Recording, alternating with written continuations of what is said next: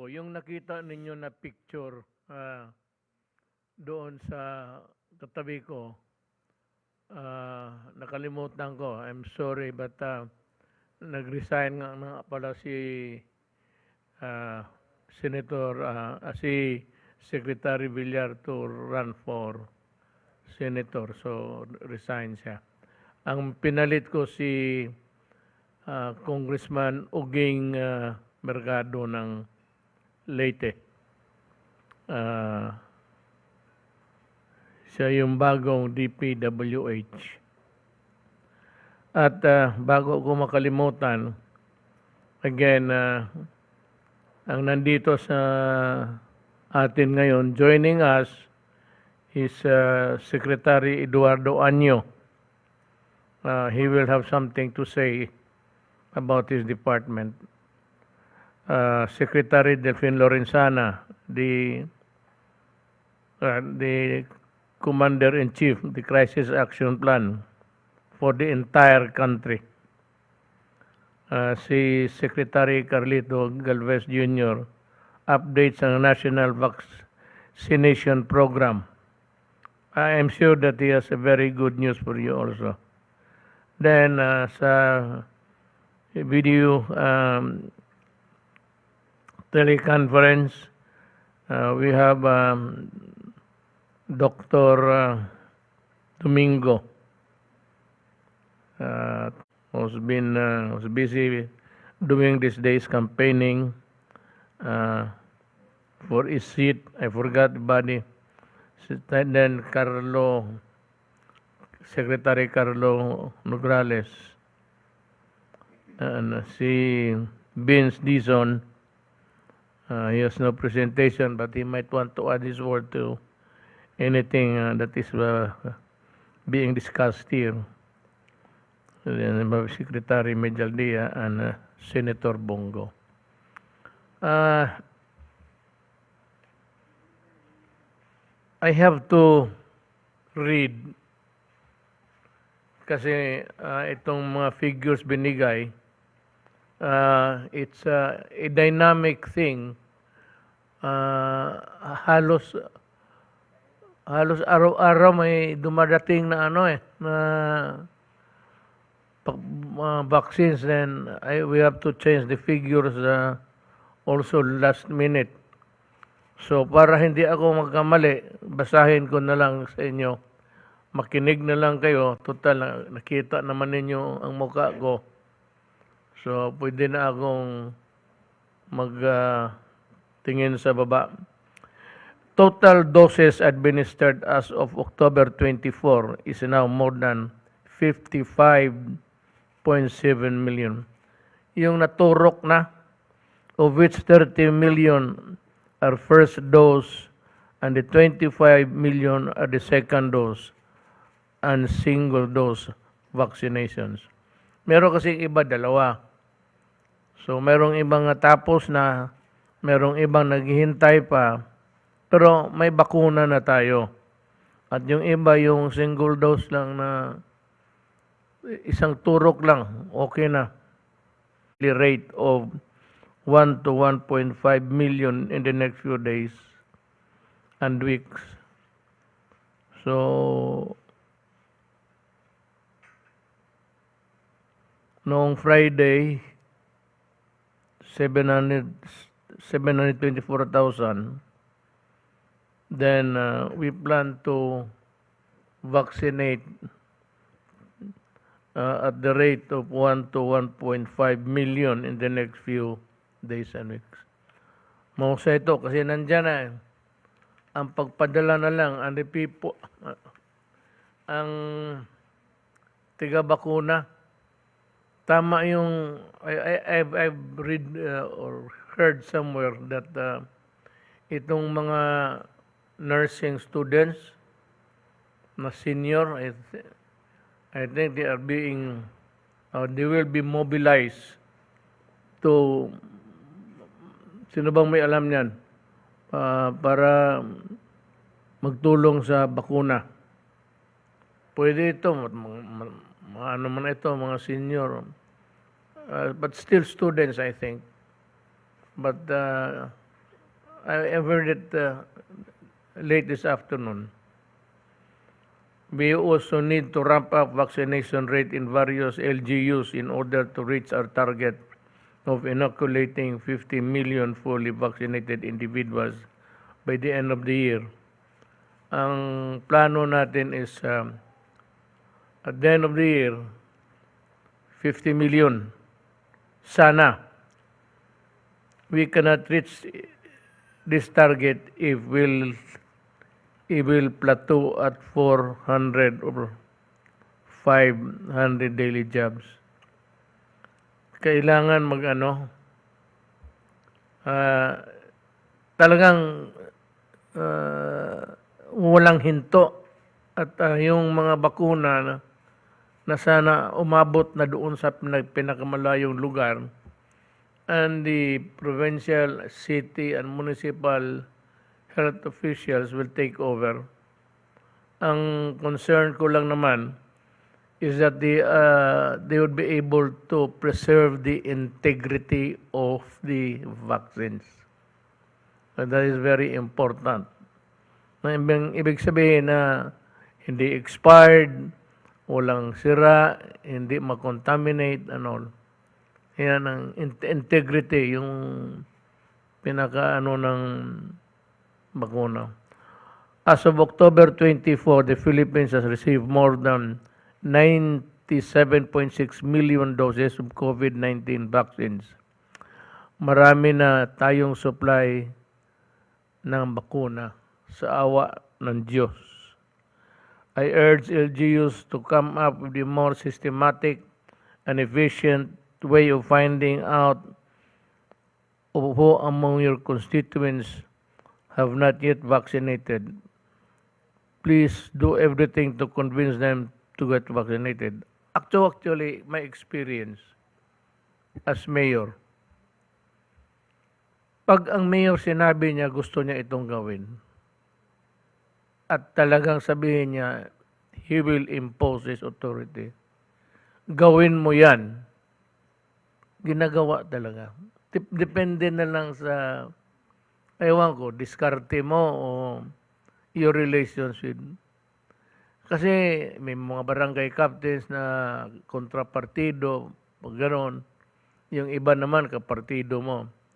So the natural tendency of those on the opposite side will resist even in these matters na ganito. Kaya ako, sinasabi ko sa kanila, either you follow us or you have to answer to Secretary Anyo ng DILG. Siya yung nagsusupervise sa local governments. Ang mangyari niyan, talagang magkakaroon ka ng kaso. And bear in mind that alam mo ang kaso, even administratively, you can be dismissed. It includes dismissals from office, suspension, ganon, forfeiture of pay, or outright dismissal. Kaya wala naman tayong away dito sa bakuna. Wala naman tayong away doon tayo sa sakit. Hindi mo natin ito gusto. I'd like to appeal to the mayors and the barangay captains na magpasya lang siya ng kalahating araw. Tanungin niya kung sino pang hindi nabakunahan.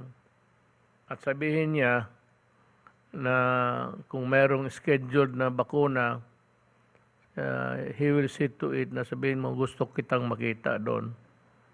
Kasi maghahawa-hawa ka lang ng ibang tao kung ayaw mo.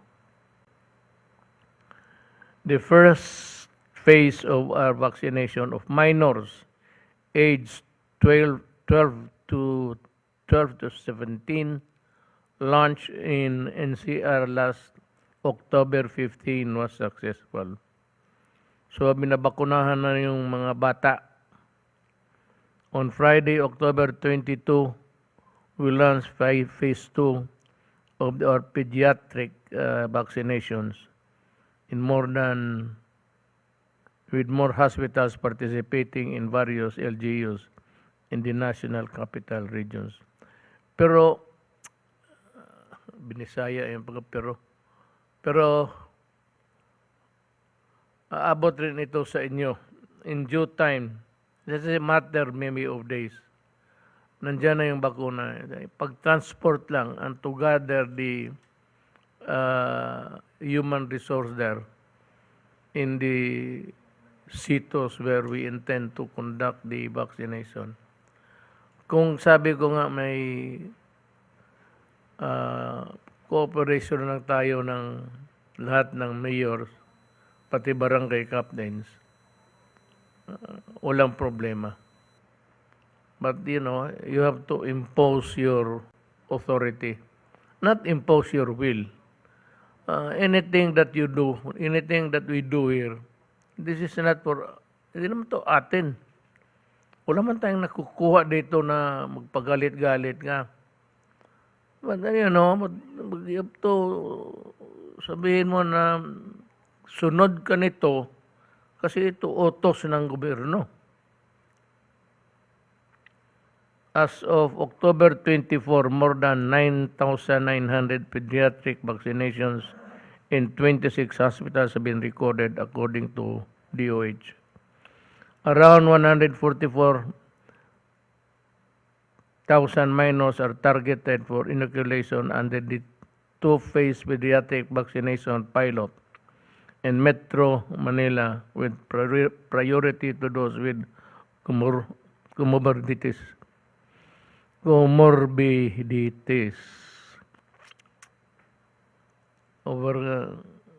Itong overcoming the virus, a recent 3-day tally of new COVID cases as of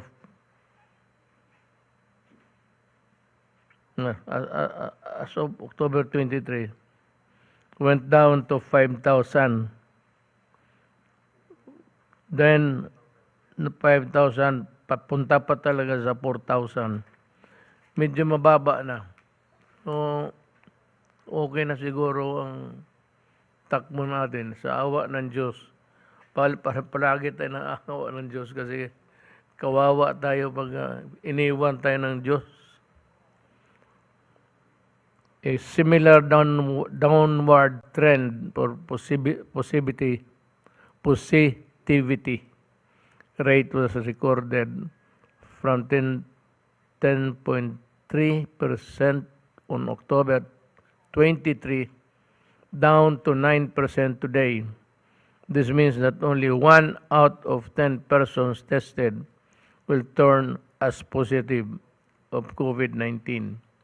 Another good news is that the reproduction rate of the virus continues to go down from 0.55 last Thursday, October 21, to only 0.52 on October 23. According to a criteria published by the World Health Organization on May 12, 2020, a reproduction rate of below 1 is the decline indication that the epidemic is kontrolado na and declining. We have to touch on the blue ribbon topic, whether we like it or not. If you remember, I have a memorandum prohibiting the cabinet members and other executive officials appearing in the Senate Blue Ribbon Committee hearing without my permission. At last, the members of the Senate Blue Ribbon Committee have finally seen the light. We welcome this move of bringing the legality of the memorandum to the Supreme Court. And we would like to congratulate the members for realizing, albeit late, even late, that it is the court which should eventually decide on the constitutionality of the order, and we will defend it. But we are not saying that we are the best mind here. It's a question of law. an issue of law, and it could either go either way. You win, you lose. But ang maganda is ang Supreme Court, dalhin mo doon kasi doon talaga magtapos itong uh, my disagreement with the Blue Ribbon Committee because of their behavior and the way they treated. Ang sabi ko nga naman, you crumple, durugin na ninyo yung parmalin, pero yung mga tao ko sa gobyerno, yung ipinapatawag ninyo at pahintayin ninyo ng ilang oras at hindi naman ninyo tatawagin at kung nandoon, iniinsulto ninyo, para bang walang alam mga muron ang kaharap ninyo, sabi you're impertinent. Yung mga judge lang yan eh. Ito dapat si Gordo, maglipat siya sa judiciary. Kasi doon siya magsigaw-sigaw. At baka sa awa ng sheriff pa niya ang babaril sa kanya. Hindi yung ugali na yan. This is not feudal times. You have to be courteous. If you want to be treated with courtesy, you have to practice it.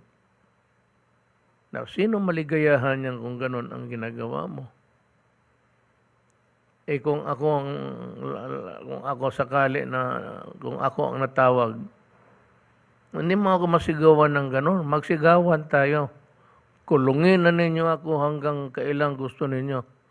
Pero I will not allow you to shout out at me. Hindi ako papayag ng ganun. Magmurahan tayo dyan sa loob. Magpunta ako sa Supreme Court. Sabihin ko sa Supreme Court, minumura ako itong mga anong gawin ko. Hindi naman ako buhay. This is not hindi na panahon ng mga katsila ito o Amerikano. You can ask the question without raising your voice or adding an insult to your remark. Mahirap. Buti ito. This is by far the most decent thing the committee has done, and we are most eager to answer whatever questions you have regarding my not allowing officials of the executive to attend your hearings that are legislative purposes. Alam mo, pagdating ng Supreme Court, ipasupina lang namin yung entire proceedings na kuha ng TV. I think government also has a record. Sabi namin sa Supreme Court, tingnan mo actuations. Look at the behavior. Do you think that you'd be happy appearing there answering questions for the government? Yung ano ba tawag nitong?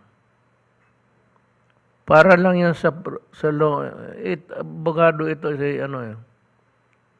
para lang yan sa mga judges pati professor sa eskwelahan. Wag mong gawain yan dito sa mga doktor yan. Hindi naman.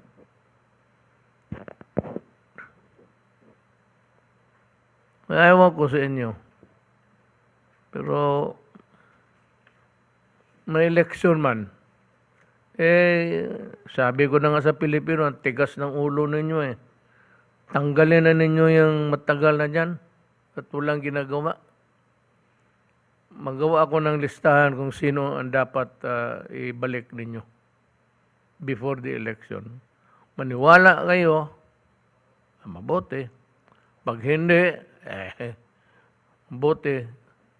O makita mo rin, ganun rin ang laro ng Pilipinas. Wala rin walang I don't know, but the arrogance of power. But you have failed to realize that because you have become unthinkingly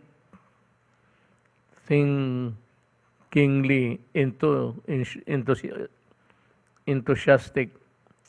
Sino ba nagalagay nito? Unthinkingly. Hindi ko ma-pronounce, no? On proving that there are irregularities in the procurement done by government. And this has been disproven and refuted. Kita mo naman, ano mga produce sa inyo? Corruption? May lumabas ba? Ngayon, yung mga tao na tinawag ninyo, ano nangyari? Sama lang ng loob, namura sila, may kaso kayo, i-file ninyo. May ombudsman naman. Doon nga dapat At saka yung magtalo-talo tayo,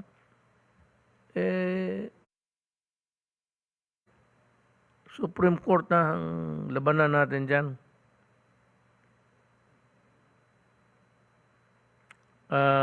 We thank God for the decline. At magpatuloy tayo na sumunod lang sa gobyerno. Huwag mo tingnan ng anong sumunod ka lang. Ako, I always refer to Davao because galing ako doon. At saka pinakatagal ako mayor, 23 years. Ang sinasabi ko lang doon pag may maabutan ako na gulo, anong batas dito? Sir, ganito. Sundin ninyo. Period. Kung ayaw ninyong sumunod, gusto ninyo pipilitin ko kayong sumunod kayo. At hindi maganda yan. Hindi talaga maganda. Yun lang. Wala nang maraming istorya. Sir, pinatawag ako nito, gano'n. Bakit?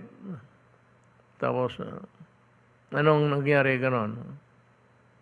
Ano ba, sir? Ito yung batas. Huwag ka nang sumunod. Umuwi ka na. Karamihan yan yung mga sa hinihiring ng barangay, yung lupong tagapayapa. That's a source of, medyo magulo dyan sa barangay law. Kaya, sabihin mo lang, what's the law? Follow the law para wala tayong